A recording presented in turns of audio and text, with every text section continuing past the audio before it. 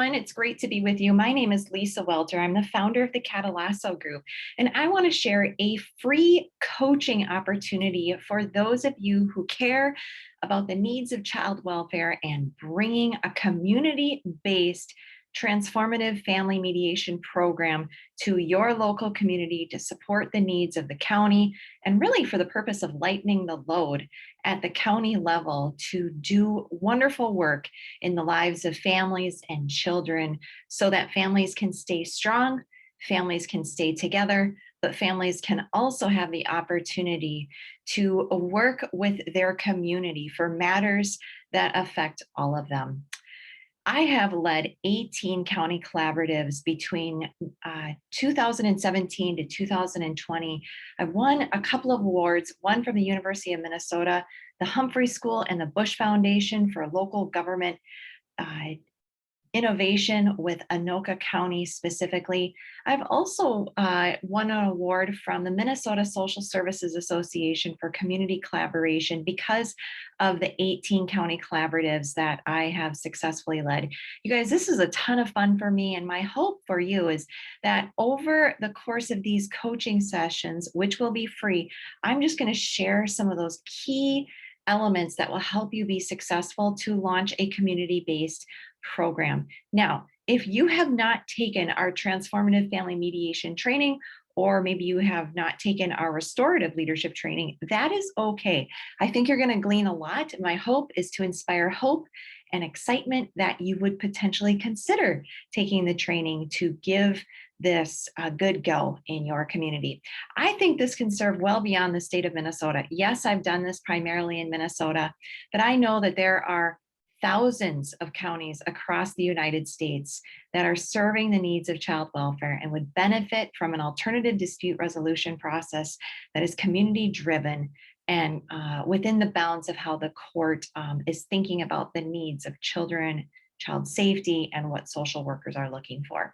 I put together a small package of 6 particular steps that you would need to take to be successful to launch a community-based program. And these are the 6 steps that we're going to walk through in our group coaching environments. Now, you will notice below this particular video a registration link. We'll be offering these throughout the year. You can see that the first session is about to kick off soon, but watch on the website for more opportunities because we'll just keep repeating these conversations. They're so important, and we believe that it's probably going to take more than one time to jump in and listen to each of these areas based on where you're at as you grow and develop your community-based program. The first thing we're going to talk about is how to help you define your why and focus.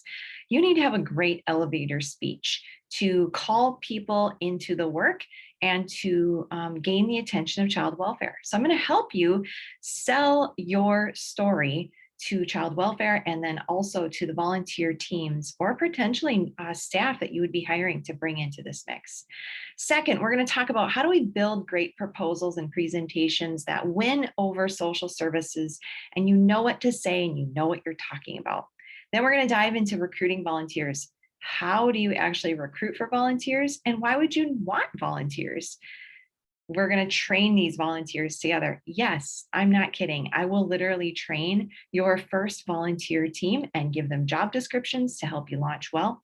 Then we're going to talk about multiplying your leadership and assessing how do we build trust and rapport and credibility with our county so that we can renew contracts after the end of that year one. My goal is that if you can pull off these 6 topics and these 6 specific steps, you will be successful in coming alongside a county, providing services, and obtaining contracts to work alongside of them.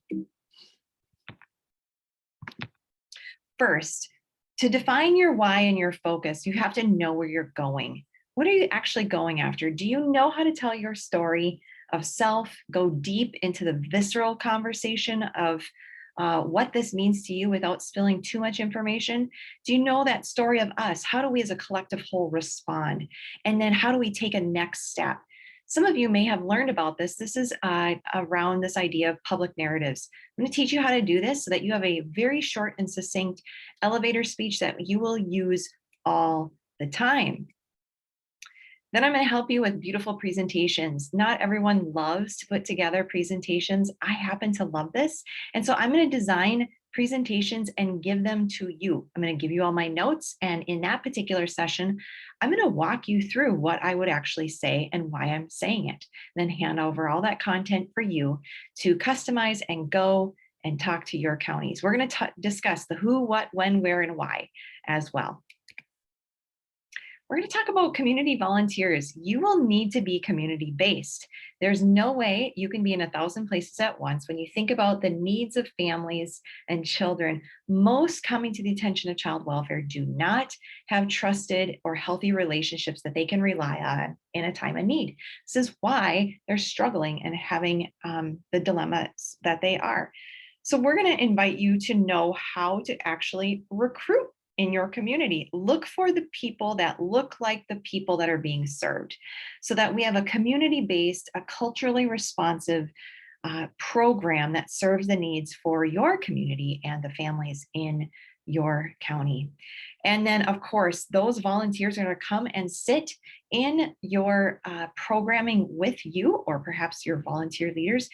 We use a method called Transformative Family Mediation, and that is a court-approved training program that we provide, and we weave in restorative circles into that. So we use all of the basic steps of mediation, but then each agenda and the way in which the session is happening is done in restorative circle process. This is super cool to watch happen because it's really about empowering families to come up with solutions that they can live with and that meet the safety concerns and standards that the county and the courts are looking for as well.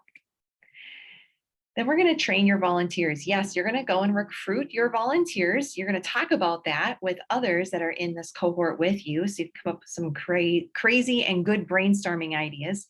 And then we're going to train them together. I will personally train your volunteers. You will join in so that you can really facilitate the coaching. We're going to give them job descriptions so that you can launch well and be productive right out of the gate. Then we're going to talk about how do you actually multiply your leadership. You will probably need more transformative family mediators or circle facilitators to guide other families. If it's limited to you, there's only so much you can do. So this is about working smarter, not harder. And I'm going to help you discern how do you tap the right shoulders or the right leaders on the shoulder to facilitate these circles. And then how do you want to approach that? Do you want to offer them stipends, independent contracts? Are they going to be staff? Are they going to be volunteers? What kind of training will they need? And I will point you to other resources so that you can structure yourself for growth. And then finally, every good leader should be thinking about how they're building rapport and credibility with their county.